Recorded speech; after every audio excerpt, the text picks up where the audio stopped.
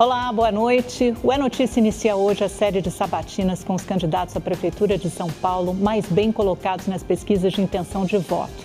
Cada edição receberá 2 candidatos com tempos iguais, 26 minutos para cada um.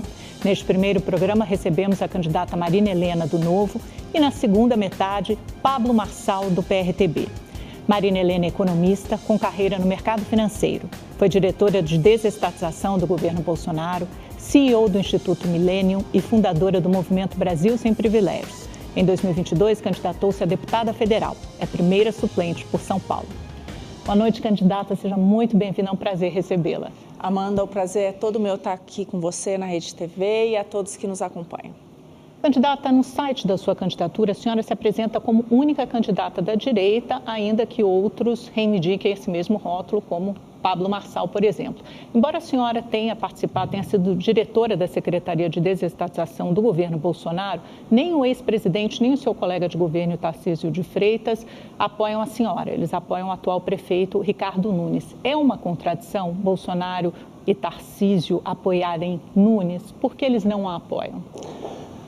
Amanda, eu vou ter pouco tempo para me apresentar, então eu acho que para os eleitores e para o bem de todos nós, eu queria contar quem eu sou e quais as minhas propostas. Essa questão de apoio é importante? Óbvio que é importante. Eu acredito que o Bolsonaro hoje ainda é a principal liderança na direita. O governador Tarcísio, eu tenho muito respeito pelo que ele tem feito aqui no nosso estado, mas eu sinceramente gostaria de mostrar quem é a Marina Helena e o que eu defendo e por que eu falo que eu sou uma candidata da direita. E aí o que é importante que o eleitor saiba é quais são os meus valores e aquelas que são as minhas propostas para a cidade. E o que eu realmente acredito é que São Paulo, infelizmente, está perdendo a liderança. Como economista, e é isso que eu fiz a minha carreira, como uma imigrante, eu não nasci aqui, eu cresci numa periferia do Maranhão, eu vim para São Paulo em busca de oportunidade e foi isso que eu conquistei trabalhando muito. E a nossa cidade tem perdido esse protagonismo, então a gente precisa trazer isso de volta. Quando eu falo de direita é isso, é quem acredita que o melhor programa para tirar as pessoas de fato da pobreza seja a geração de emprego e renda, seja o crescimento da nossa economia. Então, outro ponto importante, a questão da segurança. Hoje essa é a maior dor do paulistano, a gente vai falar sobre isso, mas é sim acreditar que o lugar de bandido é na prisão e que a gente precisa ter uma cidade segura e não passar a mão na cabeça de bandido. É acreditar numa educação que ensine e não cheia de ideologia e que ensine de fato a ler e escrever aquilo que a gente não está fazendo aqui na capital. Então, um serviço de saúde que funcione e também acredito em fazer mais com menos e não aumentar imposto, como foi o que aconteceu nessa última gestão de maneira espantosa para um governo de direita, que a gente acredita que o dinheiro é melhor empregado no bolso do cidadão e não na mão do Estado. Então, são esses valores que eu pretendo mostrar em cada uma das minhas propostas. E aí eu acho que no final, o que mostra, Amanda, nas eleições aqui para a capital, em todas elas, aliás, é que as pessoas votam em pessoas que elas acreditam e naquelas que trazem as melhores propostas para mudar da sua vida. Candidatura, mas essas bandeiras que a senhora acabou de enumerar são bandeiras da direita, são bandeiras que poderiam estar facilmente na boca de Bolsonaro ou na boca de Tarcísio. Por isso eu insisto na contradição. Se a senhora acha que é uma contradição eles não apoiarem a senhora, embora a política sempre seja imbuída de boas ideias e boas intenções, mas isso talvez não seja o suficiente para chegar lá. A senhora vem de um partido pequeno, não tem alianças, não tem tempo de TV, né? Tem pouco dinheiro. Quer dizer, tem algum dinheiro guardado de fundo partidário, fundo eleitoral do Novo de outras eleições, mas precisa de apoio, inclusive, para governar. Por exemplo, se a senhora for eleita, a senhora fala muito dos partidos de centrão, que só querem mamata nas suas palavras, né? Uma referência à União Brasil, ao MDB. Se eleita, com quem a senhora vai governar? É fácil ver, a gente tem experiência própria do Partido Novo. Romeu Zema, que é hoje o governador do segundo maior estado do Brasil. Nas prefeituras, nós temos hoje o prefeito melhor avaliado do Brasil. Como é que eles governaram? O Zema foi reeleito num primeiro turno, gostemos ou não. Mas ele não teve vida fácil, né, candidata? Ele fez uma grande aliança para o seu segundo governo, mas, por exemplo, não conseguiu até hoje passar o regime de recuperação fiscal, né? Tudo bem, mas aí vamos ver o que ele teria que ter aberto mão para conseguir isso, porque você sabe muito bem, Amanda, que na política, bem ou mal, você o tempo inteiro é confrontado com custo e benefício. Às vezes o custo é tão alto que não vale a pena. A gente vai vender alma para quem? Essa é uma questão importante. Independente de qualquer coisa, ele foi reeleito no primeiro turno. Ser reeleito no primeiro turno, eu acho que já é, bem ou mal, uma ele foi reverendado pela população como um bom governador. Mas a senhora acha que a direita, por exemplo, Bolsonaro e Tarcísio, tiveram que vender parte dessa alma para fazer alianças políticas e viabilizar um governo, viabilizar uma eleição? E aí é o que você tem ali de moeda de troca, o que está sendo pedido na hora de aprovação de alguma proposta. O que eu vejo aqui em São Paulo, sinceramente, é que a gente tem um orçamento muito alto, até demais. Né? Eu acho que a nossa cidade, enquanto a renda, né, a nossa economia encolheu 16%, os nossos impostos subiram mais de 40%, eu acho que isso é uma loucura, a gente está penalizando o cidadão. Então, eu vejo que, no fundo, aqui você tem uma situação muito mais fácil do que a de Minas Gerais, que estava completamente quebrado. Então, na hora disso, essa barganha que você vai ter com a Câmara é muito mais tranquila do que em outros lugares em que você, de fato, tem um orçamento que não está ali. Então, é mais fácil você se ater aos seus valores, aquilo que é melhor para a população, e ceder menos naquilo que não deve ser cedido nunca. A sua experiência no setor público foi principalmente na diretoria de desestatização, né, que cuida de um tema muito específico. A senhora não ocupou um cargo eletivo, não tem essa experiência política. O que a senhora diria para que o eleitor vote na senhora para governar a cidade mais importante, mais rica, mais complexa do Brasil? Amanda, tirando o prefeito, eu acho que eu tenho experiência de gestão infinitamente maior do que todos os outros candidatos. O que fez o Guilherme Boulos? Além de invadir propriedade, ele agora é deputado. A Tabata... Posso terminar? Só para terminar. A deputada Tabata, a mesma coisa, foi o único cargo que ela ocupou. Eu fui presidente de um instituto falando sobre políticas públicas. Fui, sim, da secretaria de um ministério que equivalia a um ministério. O trabalho que a gente fazia equivalia a um trabalho de um ministério, como é hoje o Ministério do Planejamento, onde está lá a Simone Tebet.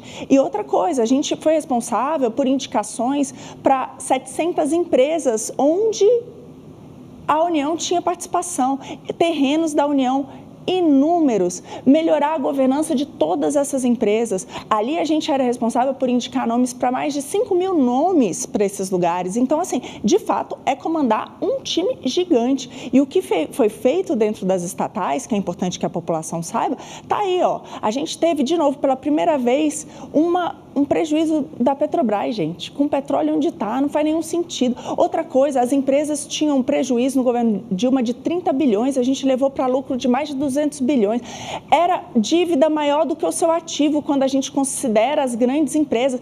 Conseguiram quebrar a Petrobras, uma coisa que é inacreditável. Como é que conseguiram quebrar uma empresa como a Petrobras no desgoverno da Dilma? A gente colocou isso em ordem, a causa em ordem. E assim, quando a gente soma tudo isso, foi realmente um absurdo.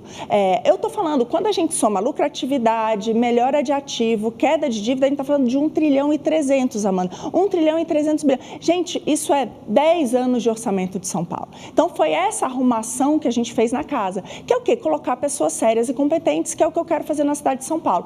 Colocar nas secretarias, colocar nas subprefeituras, pessoas honestas e competentes. Foi isso que o governador Romeu Zema fez lá em Minas Gerais e foi reeleito no primeiro turno. É isso que o prefeito melhor avaliado do Brasil, com 93% de aprovação, fez em Joinville e está funcionando. Então, isso funciona. É que sempre tem que passar pela política, e sempre tem que passar por alianças, consensos, isso é inevitável. Mas eu estou te dando alguns exemplos de pessoas que, sem dúvida, passaram pela política, mas tem duas formas de passar pela política. Por exemplo, o Zema, na sua reeleição, ele foi apoiado, inclusive, por partidos de esquerda. Por quê? Porque eles estavam tão traumatizados com o Pimentel e com a gestão do PT que eles preferiram apoiar o Zema do que outro candidato da esquerda.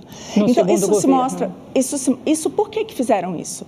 Porque teve prefeito que se matou, Amanda, antes. Por quê? Porque não tinha repasse do Estado e não conseguia pagar os seus fornecedores, não conseguia pagar os seus funcionários, de tão quebrado que a administração da esquerda deixou o Estado.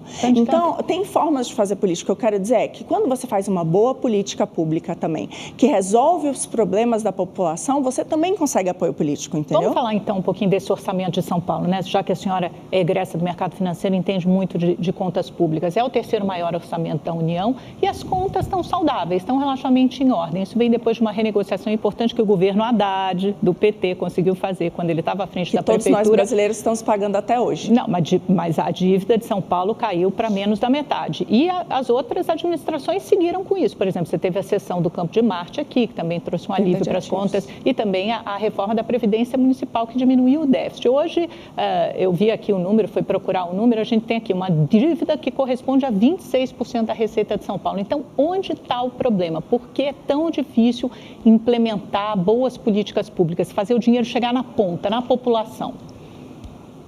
A cidade está loteada, cabides de emprego, todas as secretarias, aliás, 35 secretarias, uma das maiores do Brasil, haja loteamento.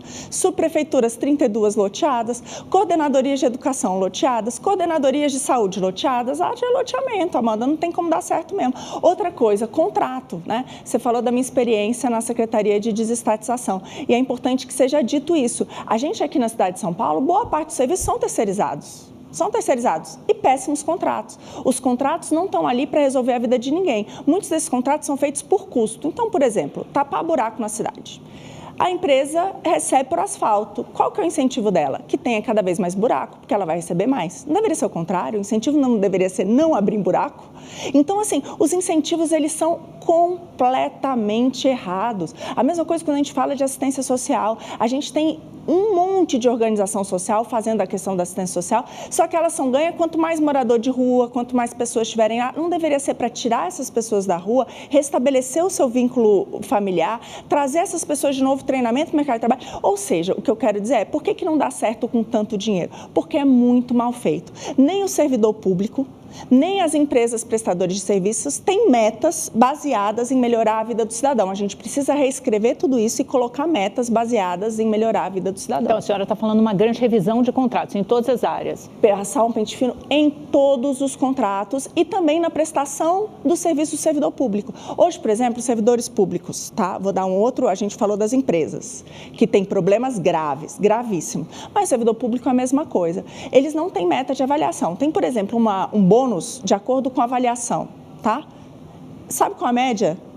9,97, ou seja, os nossos servidores públicos têm 10 de média e eles recebem bônus por essa média 10. Não faz nenhum sentido. A gente tem que dar bônus, sim, para aqueles que trabalham. E a verdade, Amanda, no serviço público é que a maioria trabalha, mas alguns que não trabalham custam. Aquele que está trabalhando, às vezes, tem que trabalhar por 2, né? Então, tem uma carga muito complicada. Então, a gente vai mudar tudo isso, a gente vai incentivar o bom serviço, seja dos contratos, seja dos terceirizados, seja dos funcionários públicos. A gente vai fazer para isso, para garantir que com essa baba de orçamento, Amanda, quase 112 é uma loucura.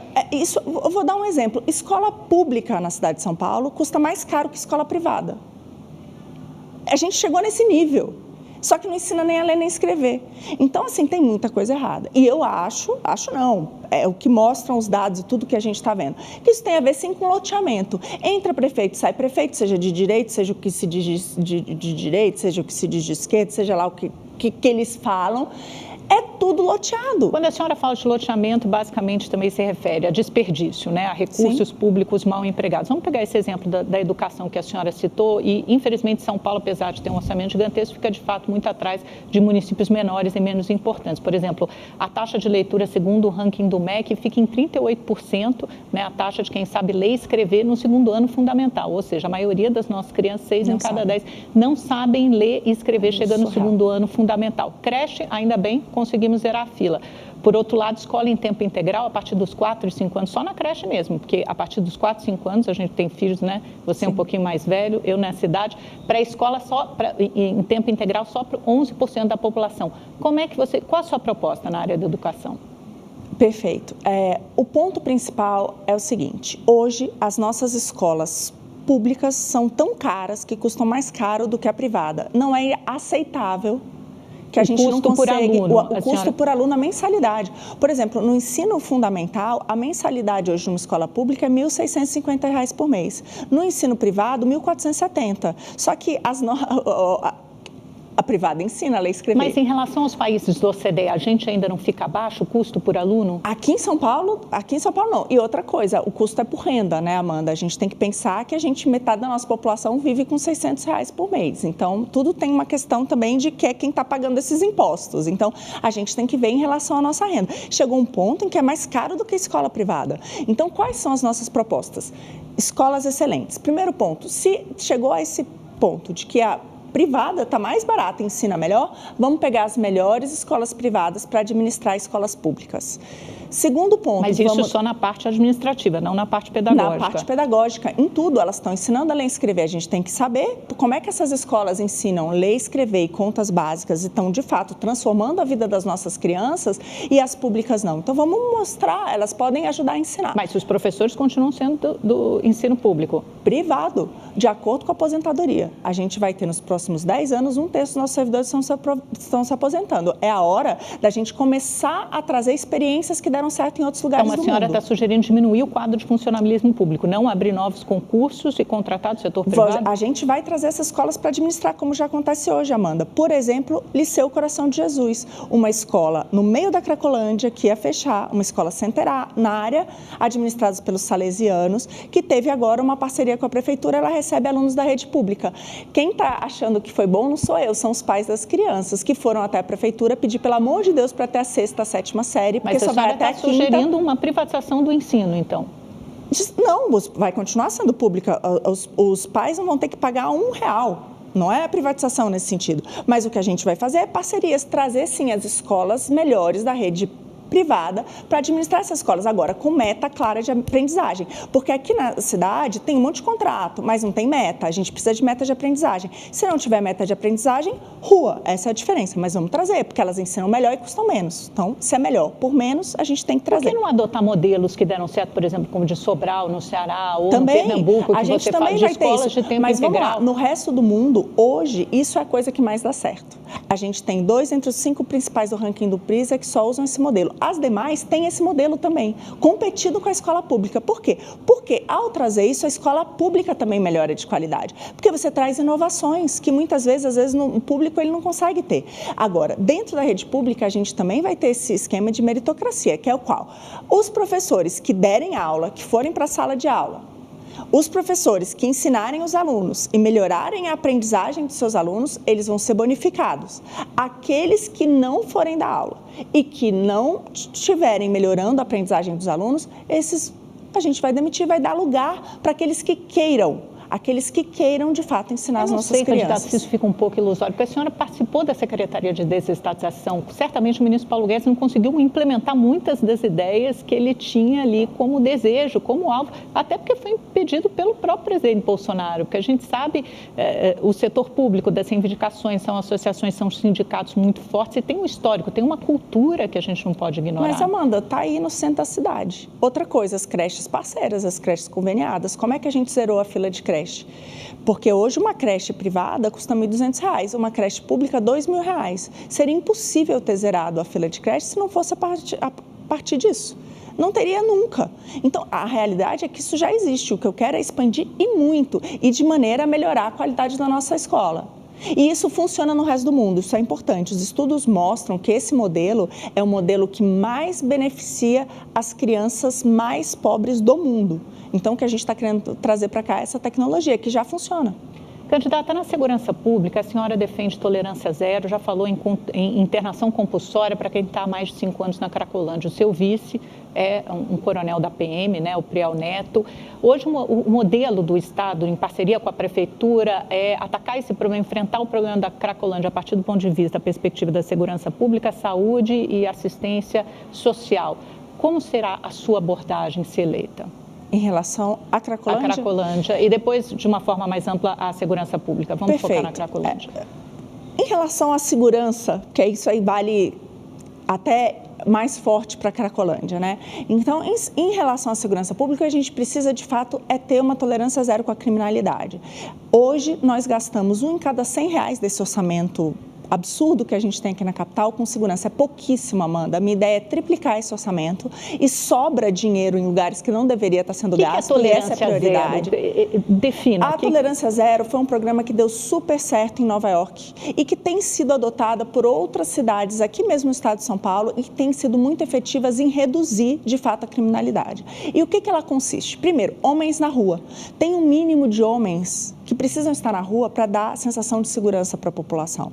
E mesmo quando a gente conta a polícia militar aqui que está na nossa cidade, a gente tem um índice muito menor do que deveria. Por isso, a minha primeira proposta é dobrar o efetivo da Guarda Municipal. Porque a gente precisa de pessoas, de fato, bem treinadas e bem armadas. E aí eu falo, por exemplo, hoje a Guarda tem fuzil, mas toda ela deveria ter sido treinada para ter. Mas é porque essa não é a função da GCM, né? A GCM tem a função de preservação do patrimônio, preservação... Já tem um entendimento diferenciado, inclusive do Supremo Tribunal Federal, de que ela tem força de polícia.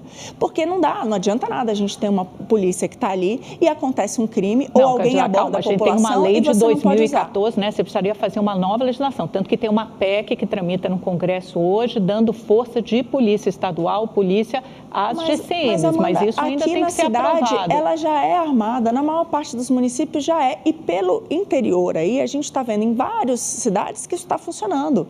Então, não tem nenhum impedimento de que a gente possa usar para isso. Mas isso é um perigo, é um risco grande, porque se você não tiver um controle adequado dessas polícias, um treinamento adequado dessas polícias, acabam se tornando um risco para a sociedade. A gente está falando de mais de 800 horas de treinamento e treinamento constante, sem dúvida nenhuma. A gente precisa treinar, mas a gente precisa proteger a nossa população. Isso, para mim, é fundamental. Não tem nenhum patrimônio na cidade que seja mais importante do que a nossa população. Então, o primeiro ponto é ter, de fato, uma guarda e integrada com a Polícia Militar e a Polícia Civil. Segundo, tecnologia, mas também tem que estar integrada. Hoje, você chega lá na Cracolândia, tem uma câmera da Prefeitura e outra do Estado em cima. Por que não é utilizada a mesma imagem? Porque a Prefeitura não conversa com o Estado, o que é um absurdo. Então, tem essas câmeras pela cidade que levam nada a lugar nenhum, que deixam um criminoso famoso quando compartilha aí pelo WhatsApp, mas que no fundo não está levando para a polícia, que pode vir atender rápido e solucionar aquilo, evitar, né, às vezes a criminalidade. Então a gente precisa de inteligência artificial, não da forma como é, e integração entre as polícias. Isso é fundamental. E terceiro lugar, tem muita gente em serviço administrativo e eu não quero guarda municipal em serviço administrativo, como 1 em cada 3 estão. Eu quero ele na rua fazendo ronda, na hora que os pais estão indo levar os seus filhos na escola, na hora que as pessoas estão indo trabalhar no ponto de ônibus e está escuro. Então, se a gente fizer essa ronda constante, isso também melhora muito. Então, esse é o ponto. Deixa só, é que a gente só tem uns 4 minutinhos de entrevista, só para passar rapidamente por 2 temas que eu acho importantes. Primeiro, tem uma PEC de segurança pública que o governo federal deve apresentar o texto em breve para integrar a segurança, né, para ser mais ativo na segurança. União, Estado, municípios, definir qual a função de cada ente federativo. A senhora vê com bons olhos essa iniciativa? Olha, depende muito de como é feito. Eu acho que as cidades e os estados, eu acredito no federalismo. O que é isso? Você dá cada vez mais autonomia para cidades, estados e menos para o governo federal. Por quê? Porque quem está perto da população é principalmente o prefeito, depois o governador, depois a gente tem o presidente. Outra coisa, as dores são regionais, Amanda. Aqui na cidade de São Paulo, você vai ter locais específicos do crime. Por isso que é tão importante pegar a guarda e fazer com que ela esteja, de fato, junto com a PM, com a Polícia Civil. Por quê? Porque qual que é o bairro onde tem a maior criminalidade? Que tipo de criminalidade? Então, esses pontos são muito locais. Quem mais entende a dor da população é quem está mais próximo na ponta. É ali que você sabe onde é que está o buraco, onde é que está a violência, onde é que está cada coisa. Então, eu acredito que isso vai ser bom se isso der mais força, cada vez mais força para a ponta, que é o quê? Que é a cidade, e depois disso o governo do estado, depois o governo federal. É isso que eu vejo para todas as políticas públicas. Políticas públicas muito centralizadas lá em Brasília costumam o quê? Ter muito recurso, levar muito nosso recurso e a gente não vê, de fato, uma melhora do serviço na ponta para o cidadão. Candidata, 2 minutinhos para a saúde, que depois eu quero um compromisso final da senhora. Para atacar as filas imensas que você tem ainda para fazer exames, para os médicos de especialidades, como a senhora pretende enfrentar? Qual a sua Nosso programa chega de filas. Esse é o maior problema da população. Então, hoje, se você for tentar marcar uma consulta da prefeitura e ultrapassar 30 dias, seja para uma consulta de especialista, seja para um exame, você vai ganhar uma bolsa e vai poder fazer isso na rede privada. simples e prático. Vai ser assim. É o modelo de Israel, né? Que a senhora exatamente. Se inspira. E de alguma maneira também foi o Corujão do Dória. A gente vai fazer essas parcerias. A outra coisa é aumentar hoje, você tem horário comercial para fazer consulta e exame. Não faz nenhum sentido. As pessoas podem querer ir à noite, podem querer ir nos finais de semana. A gente vai ampliar também isso da rede pública para ajudar nessa zeragem. E aí gestão, né, Amanda? Hoje, 1 em cada 5 não comparece. Então, você tem que ligar antes, tem que ver se a pessoa vai mesmo. E também demora tanto tempo que o cara às vezes até esquece, porque não precisa mais daquilo, que é um absurdo. Então, de fato, a gente vai reduzir as filas fazendo essas parcerias, dando a bolsa para você marcar na rede privada, se ultrapassar 30 dias, melhorando a gestão e melhorando os horários de atendimento. Eu acredito que isso vai melhorar muito essa situação. Candidata, um minutinho, queria que a senhora se comprometesse aqui, um compromisso da senhora com a cidade de São Paulo, se for eleita, ou melhor, seu principal compromisso a gente tem muitos, mas o seu principal compromisso como prefeita se eleita? Meu principal compromisso com a cidade é um compromisso com a população.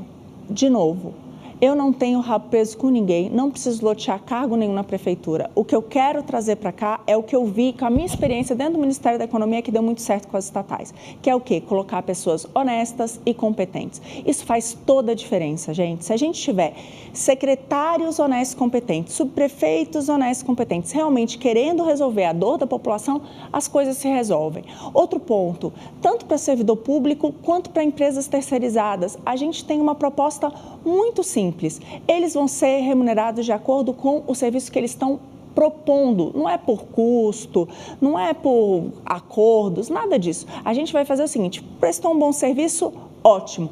Vai ganhar bônus, vai ser bem remunerado. Não prestou? Rua. Esse é o ponto. A gente precisa dar lugar para aqueles que realmente querem prestar um bom serviço.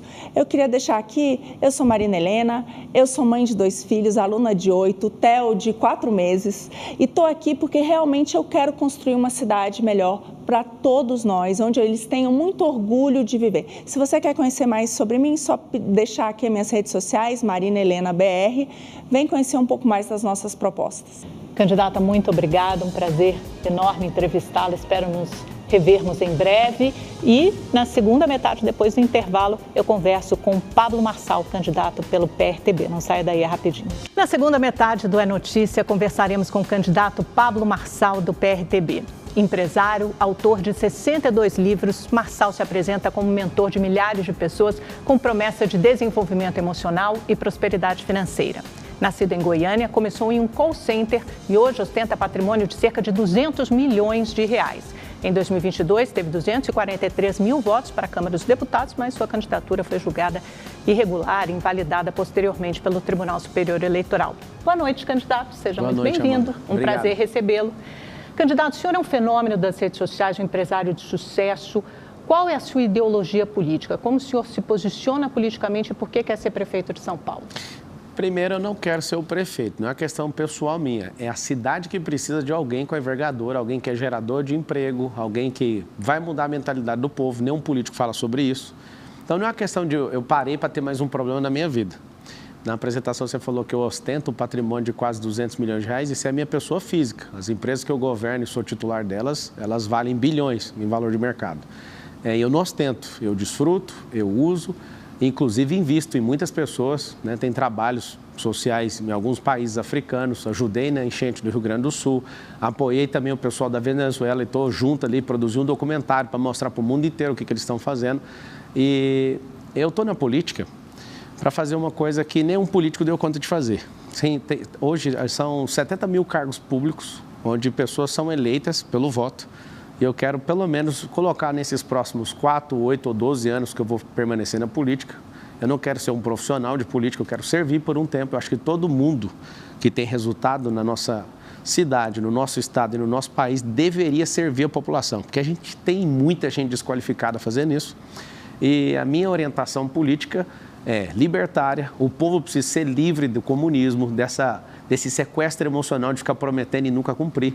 A única forma é dando identidade para esse povo, identidade esportiva, ensinar esse povo que todos podem prosperar. Mas é uma espécie o quê? De Javier Milei? Quem são suas inspirações na política? O senhor falou libertário, imediatamente me lembrei do presidente. A primeira inspiração que eu tenho como político chama José o Justo, lá no Egito. Foi um israelita que acabou sendo governador do Egito, e ele liderou um período de prosperidade, 7 anos de prosperidade. O faraó... Mas aqui no Brasil, foi o que eu falei, Amanda, eu nunca vi um outro político pregando isso.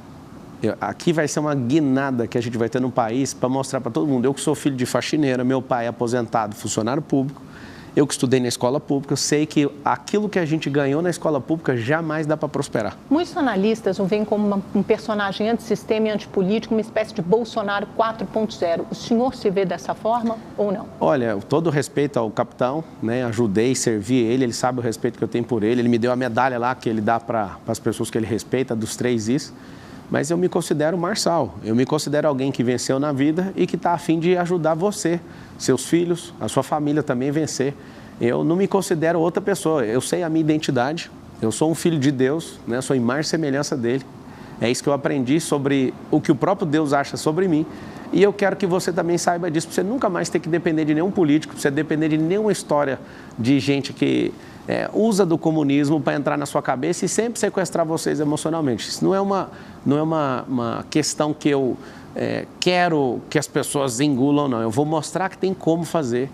A minha oferta de entrar na política é para mudar de fato, radicalmente isso. O senhor tem feito a eleição, a sua campanha até agora, produzindo frases de efeito, que popularmente se conhece como lacrar nas redes sociais. Até mesmo as suas propostas, que muitos têm como estapafúrdia, tipo teleférico, tipo o prédio mais alto do mundo, vem controlando, pautando a narrativa das eleições até agora. O problema dessa estratégia é que, num primeiro momento, ela é muito eficaz. Ela faz você crescer nas pesquisas, nas intenções de voto. Mas ela pode ter um teto e pode aumentar também a sua estratégia.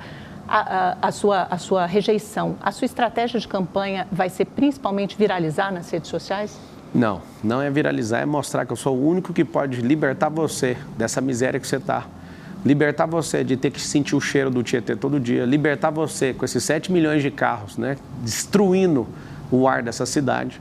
Mas essa como poluição. O senhor vai fazer isso? Eu já estou explicando. O senhor precisa apresentar propostas concretas. Quem quiser ver proposta concreta tem que entrar no site do TSE, lá está tudo, é público para todo mundo. O que você tem que saber hoje é igual eu uso quando eu vou comprar uma empresa. Um dos grandes negócios que eu faço é comprar empresas, para acelerar elas e vendê-las, tá? Você imagina, quando eu vou olhar para uma pessoa que está oferecendo uma empresa, eu não olho para o negócio dela, eu olho para ela, se ela aguenta o tranco. Aqui, eu sei que todo mundo fica nesse engodo de cadê a proposta? A proposta está no plano de governo. Todas as vezes que você começa a falar, ninguém está interessado nisso. As pessoas estão interessadas se a pessoa é resistente, se ela aguenta tranco, se ela é honesta, se ela vai de fato ajudar as pessoas. E eu já faço isso na vida pública, imagina com o nosso dinheiro. Com o meu dinheiro eu já faço, imagina com o nosso. A pesquisa Datafolha mostra, mais recente, agora mostra que o senhor tem 20% de intenção de votos entre os homens, mas apenas 8% entre as mulheres. E essa rejeição aumenta muitas vezes por causa desse seu jeito mais agressivo. Como é que o senhor vai fazer para conquistar o eleitorado feminino? Converso com a minha esposa. Eu só tive uma namorada e casei com ela e sou homem de uma mulher só. Pergunta a forma que eu trato ela, pergunta para minha filha de 3 anos como que eu honro ela, pergunta para minha mãe, que eu ajudei a aposentar minha mãe, que era faxineira, pergunta para minha irmã, que foi abandonada por um canalha e eu tive que ajudar, pergunta para minha sobrinha, que eu também ajudo, pergunta para todas as mulheres que estão em volta de mim. Pesquisa é uma coisa que políticos gastam milhões de reais para manipular a sua ideia. Você não é gado, você não tem que ficar norteado por pesquisa. Se você for no estádio de futebol, Amanda, você vai chegar no estádio de futebol, vai perguntar para Flamengo e São Paulo. Sou São Paulino. Fui assistir esse jogo. São Paulo ganhou do Flamengo de 1-0. Pergunta para... Pesquisa. Flamenguista, quem vai ganhar? Flamengo? São Paulino, quem vai ganhar? São Paulo.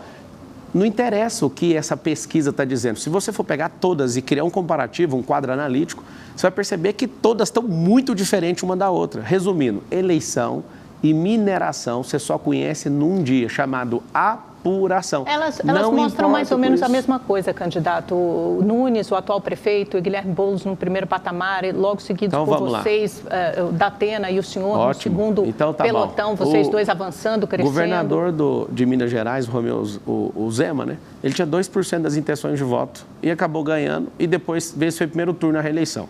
O presidente Bolsonaro, ele tinha 7%, vocês chamavam isso de teto. Pesquisa não é aquilo que o povo quer. Pesquisa tem manipulação, eu vou te explicar. Primeira delas, quem pagou? Existe uma necessidade de agradar quem pagou. Vamos lá. Segundo, que horas e que lugar que você fez a pesquisa? Qual o método que você utilizou? Quando você vai fazer a pergunta da pesquisa, quem é que vem primeiro?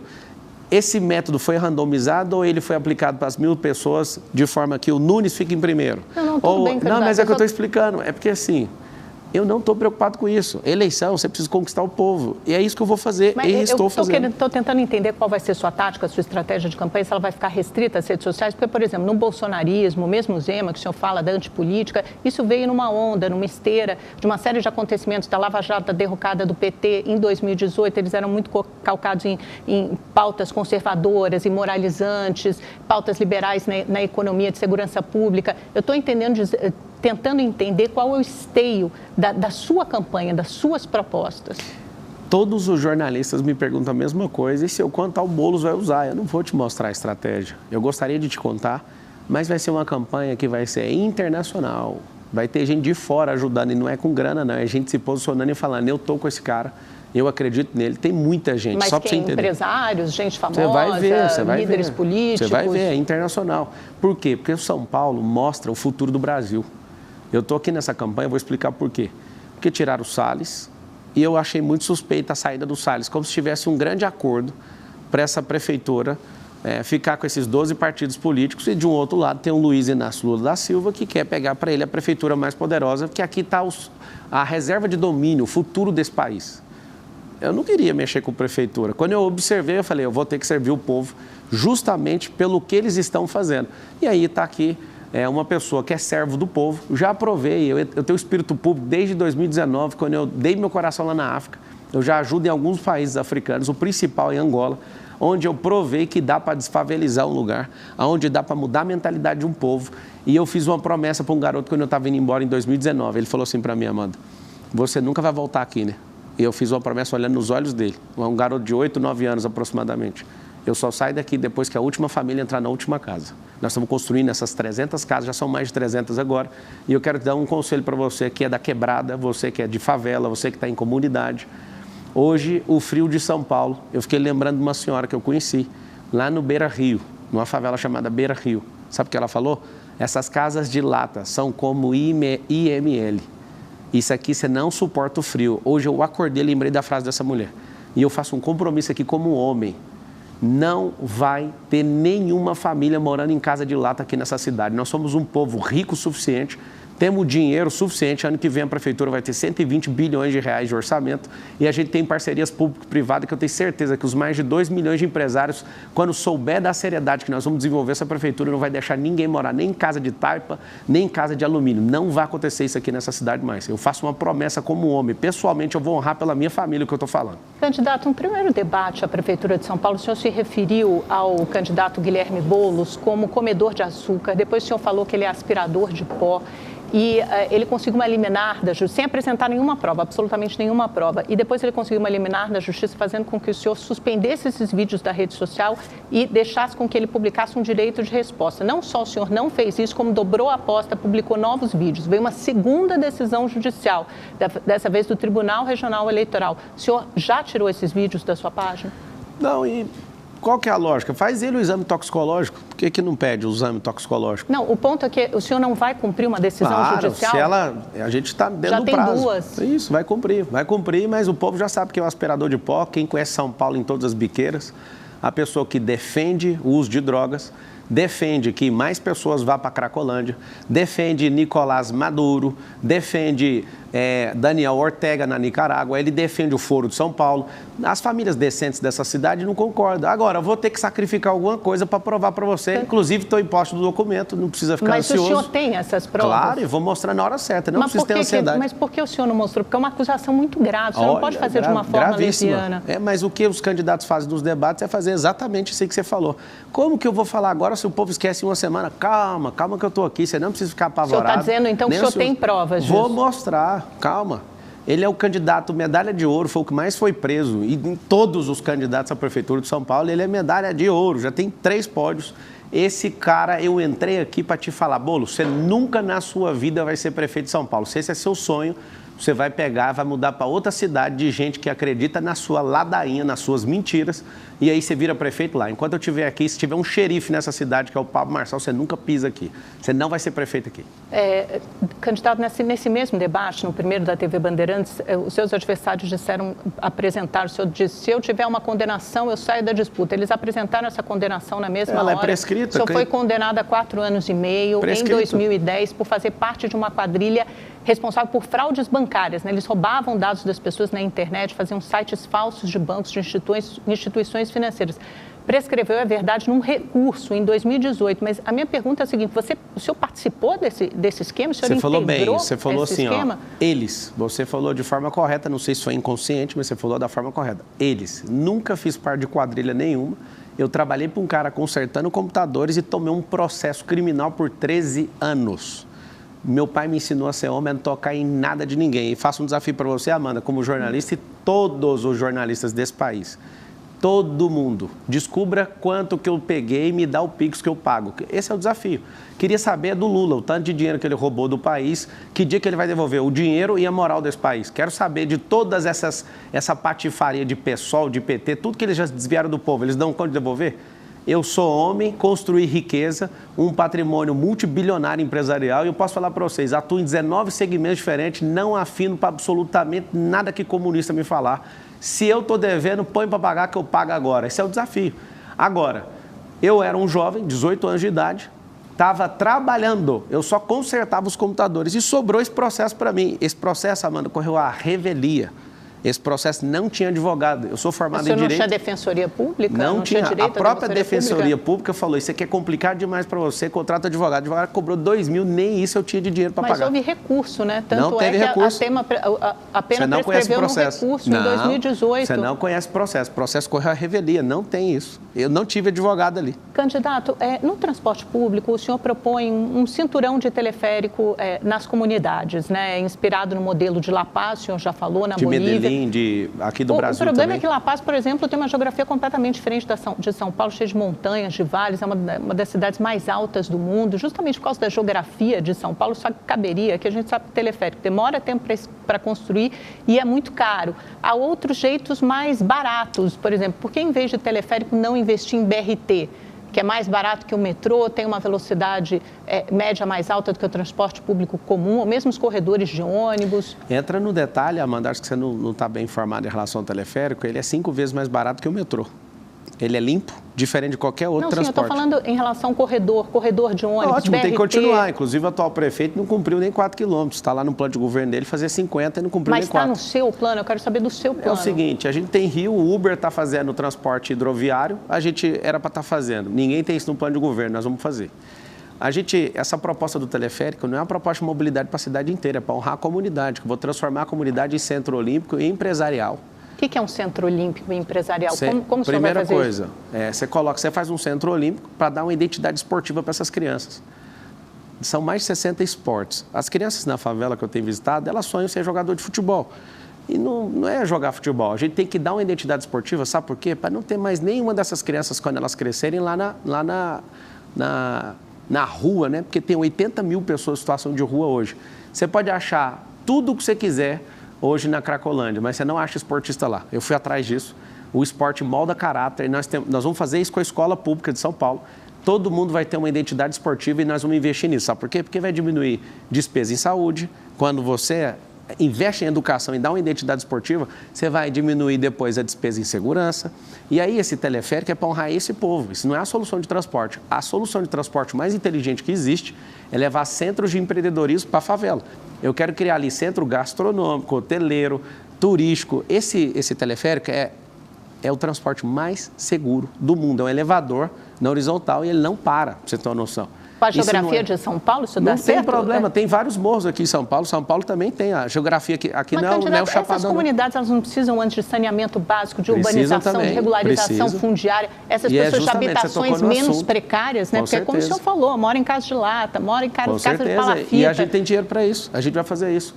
O negócio é que ninguém quer investir em você, eu quero que você me assista aqui, ó. Vou falar algo para você.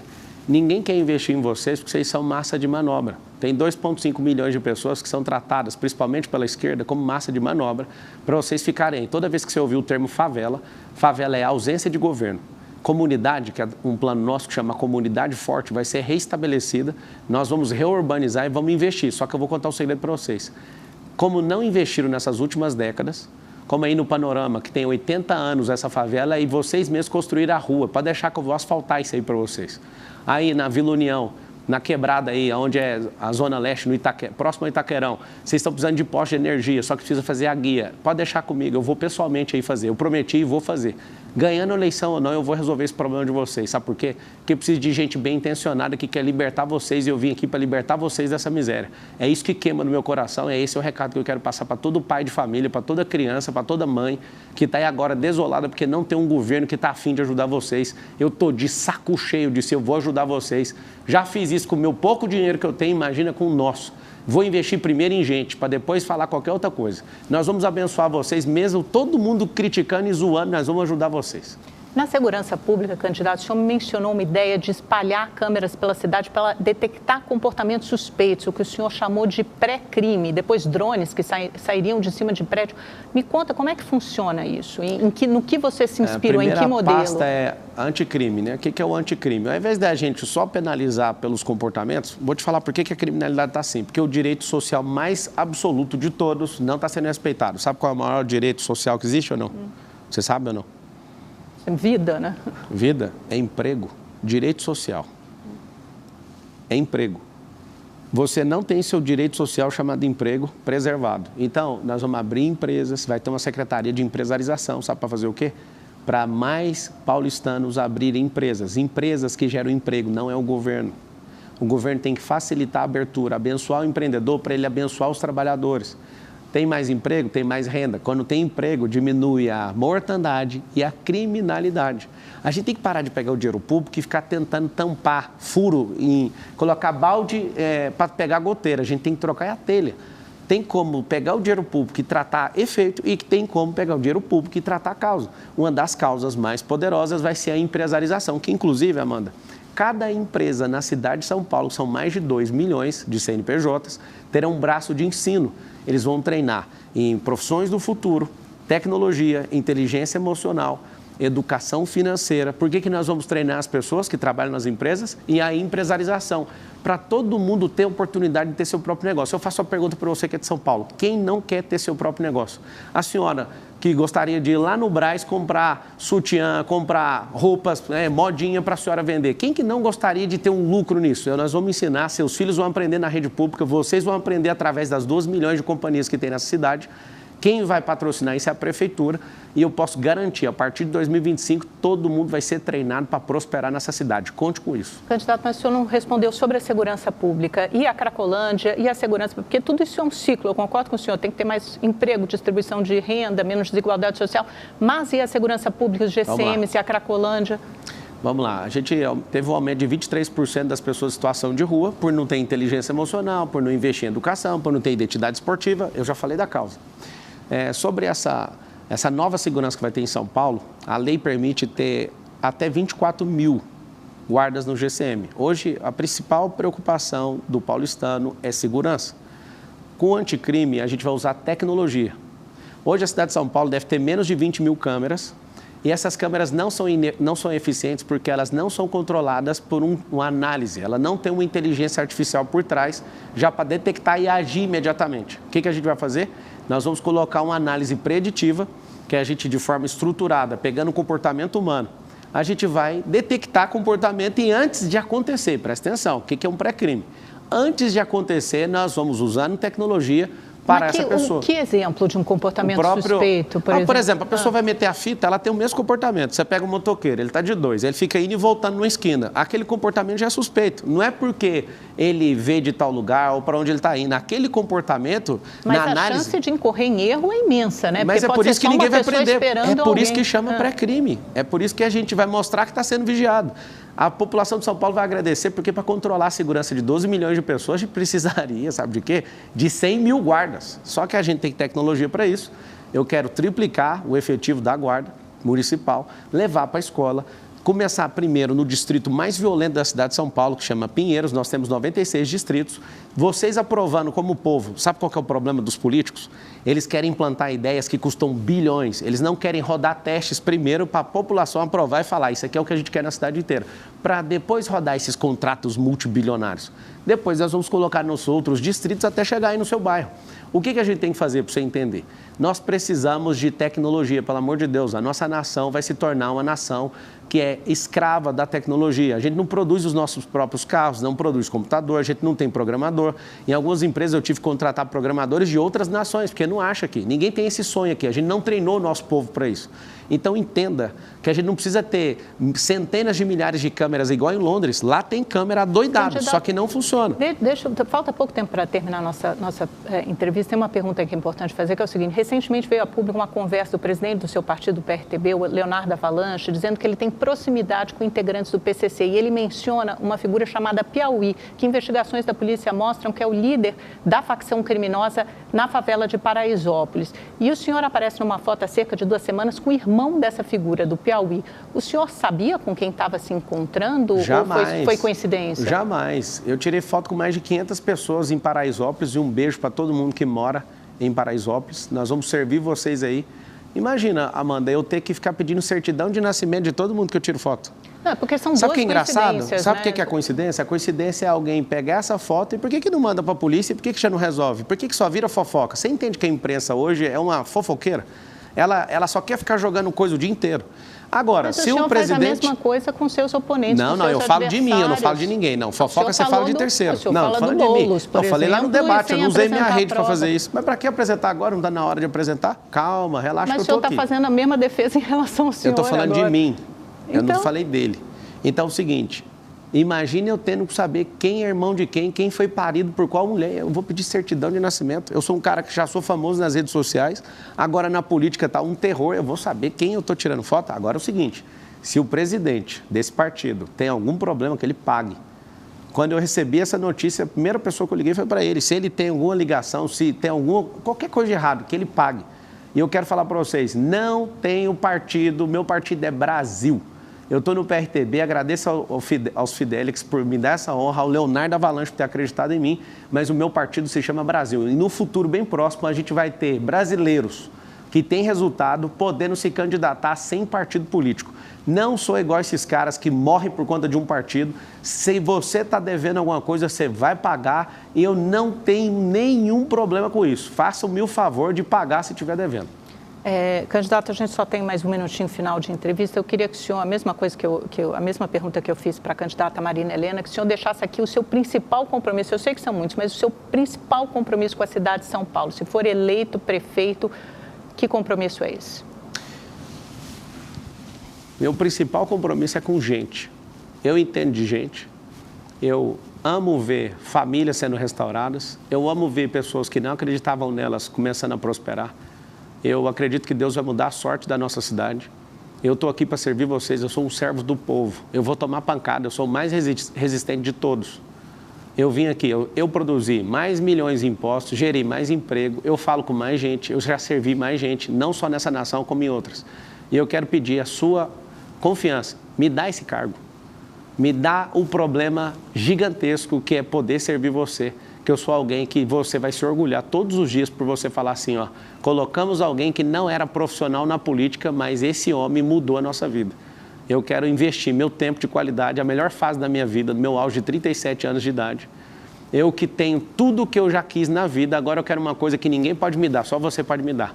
A maior nação de todas, o povo mais próspero da terra. Eu não consigo fazer isso sem sua ajuda. Me dá a chance de servir você em São Paulo para a gente mudar a realidade da nossa vida, parar com essa matança de gente que está aqui nessa cidade, parar com esse tanto de roubo que está nessa cidade, limpar esse esgoto, acabar com essa falta de mobilidade e faz o M de mudança, de mentalidade, de melhora que o Marçal está aqui. Tamo junto. Obrigado pela oportunidade. Infelizmente, nosso tempo acabou, mas foi ótimo conversar com o senhor. Obrigado, muito obrigada, Amanda, pela participação no programa. Faz o M, todo mundo aí. Deus abençoe São Paulo e o Brasil. Muito obrigada a você pela audiência. Nos vemos na próxima quinta-feira. Uma boa noite. Até lá.